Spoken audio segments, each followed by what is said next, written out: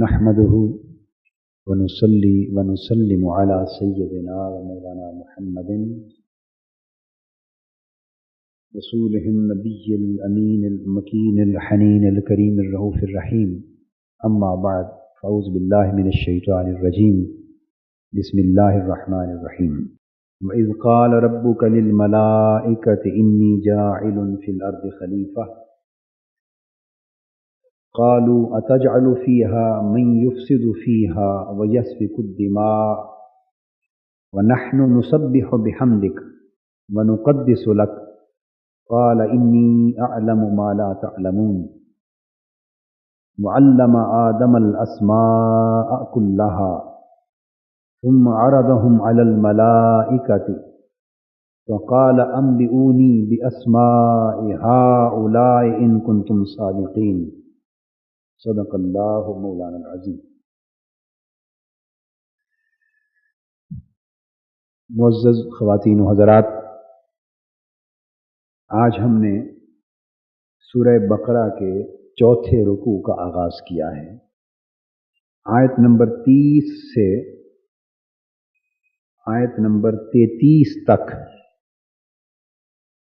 ये एक हिस्सा मज़मून है जिसको हम बयान करना चाहते हैं।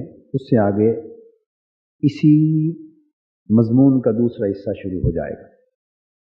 इस मुकाम पर अल्लाह तबारक व तआला ने हज़रत आदम अलैहिस्सलाम की तख़लीक़ के वाक़े की तरफ इशारा किया। हम एक तरतीब से चल रहे हैं मुंतख़बात के तरीके पर, यानी मुत्तसिलन हर आयत के बाद दूसरी आयत के तरीक़ पर नहीं, बल्कि एक ही सूरत के अलग तरतीब मुख्तलिफ मुकामात को मुंतखब करके। इसलिए हमारी पिछली गुफ्तगू आयत नंबर 20 तक ख़त्म हुई थी,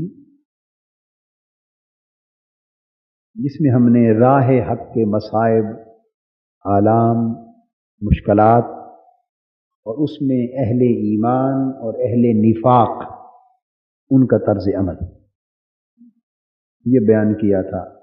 यकादुल बर्क़ु यख़्तफ़ु अब्सारहुम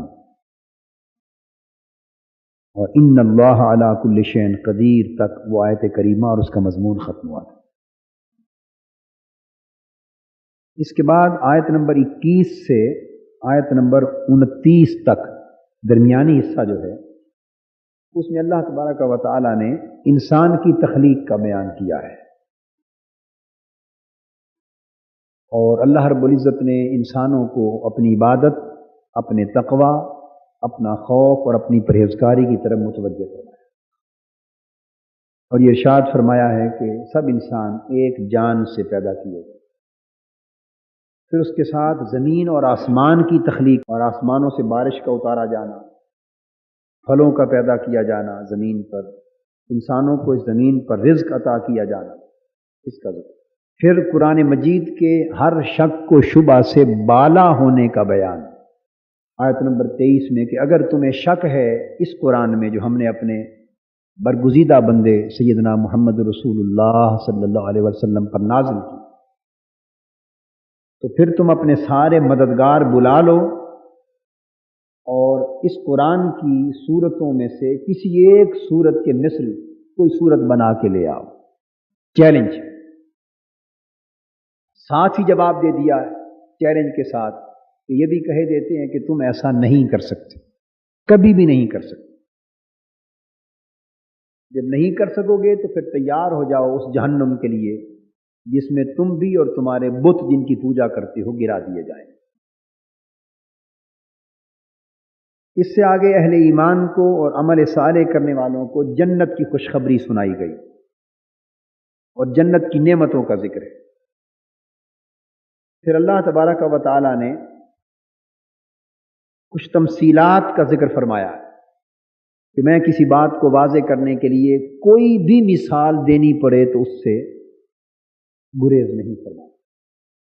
बात समझाना मकसूद होता है तो समझाने के लिए मच्छर की भी मिसाल अगर देनी पड़े तो अल्लाह पाक फरमाते हैं मैं उसकी मिसाल देता हूँ। ये चीज़ क्यों बयान की, इसकी बहुत सी हिकमतें हैं, मगर चूँकि हम बात आगे से शुरू करना चाहते हैं میں صرف پچھلے حصے کا خلاصہ بیان کر رہا ہوں۔ حکمت سمجھانے کی یہ ہے، بعض لوگ گفتگو سے یہ خیال کرتے ہیں، کسی کی گفتگو سے، کہ یہ بات فلاں نے کر دی، فلاں نے یہ مثال دے دی بات سمجھانے کے لیے، یہ مثال اس شے کا ذکر اس کے شایان شان نہ تھا۔ اس تصور کو رد فرمایا اللہ پاک نے اور ذکر کیا کہ شایان شان کیا ہے یا کیا نہیں۔ یہ معاملہ اس وقت درپیش ہوتا ہے جب کوئی شخص یا کوئی ذات یا کوئی ہستی کوئی بات اپنی طرف سے پیش کرے۔ بعض اوقات ایسا ہوتا ہے کہ مخاطب جس کو خطاب کیا جا رہا ہے اس کی سوجھ بوجھ سمجھ فہم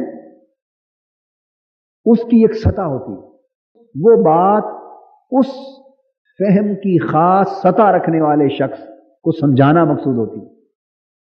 وہ اس سے اوپر کی بات نہیں سمجھ سکتی، اسے خاص تمثیل دینا پڑتی ہے، مثال دینا پڑتی ہے تاکہ اس کی سطح کے مطابق بات اسے سمجھائی جائے اور اس کے ذہن نشین ہو جائے۔ مقصود یہ ہوتا ہے کہ یہ نقطہ اچھی طرح اس کی سمجھ میں آ جائے۔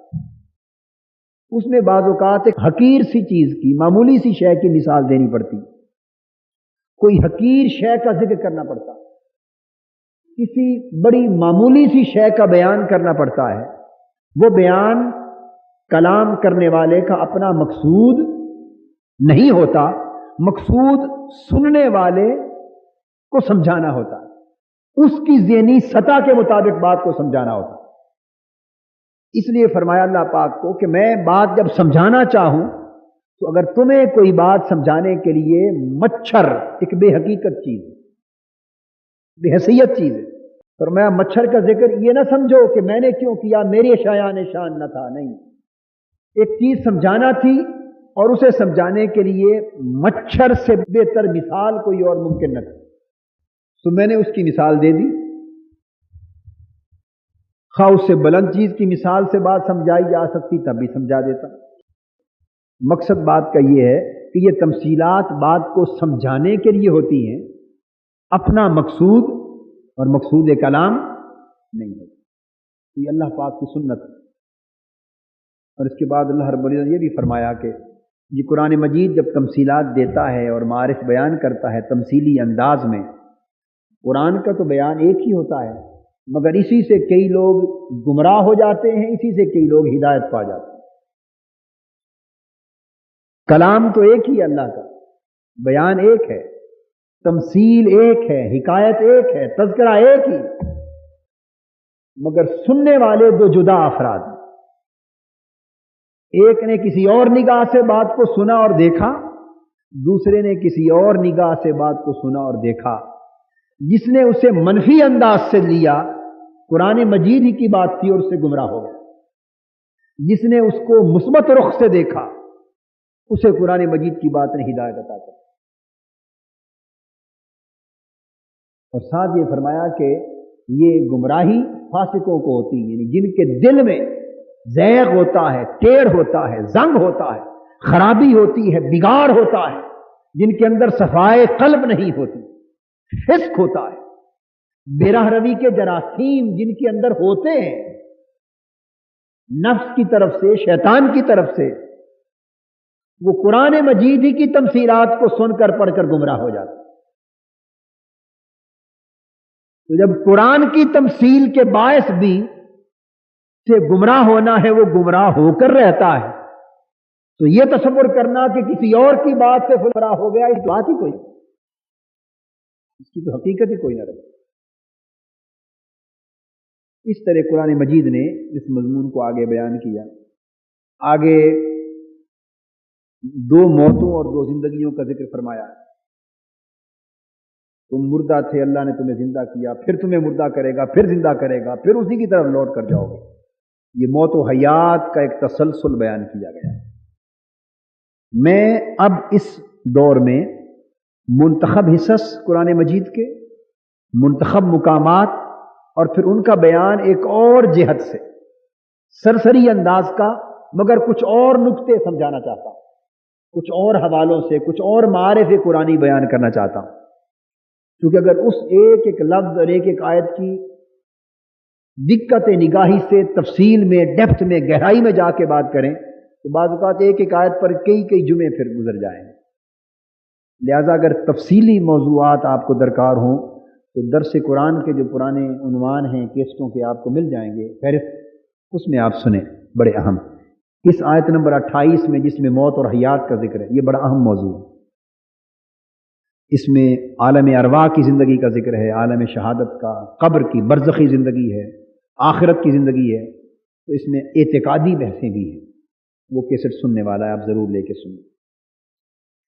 اور آگے جو بیان آج سے ہم کر رہے ہیں آدم علیہ السلام کی تخلیق کا، اس کے اوپر تفصیلی گفتگو، علمی گفتگو اور بہت سارے تفسیری نکات، ایمان افروز نکات، وہ کیسٹ کے سیٹ آپ کو ملیں گے درس قرآن کے عنوان میں، وہ آپ لیجئے، ترتیب سے سنیے. مگر اس وقت میں کچھ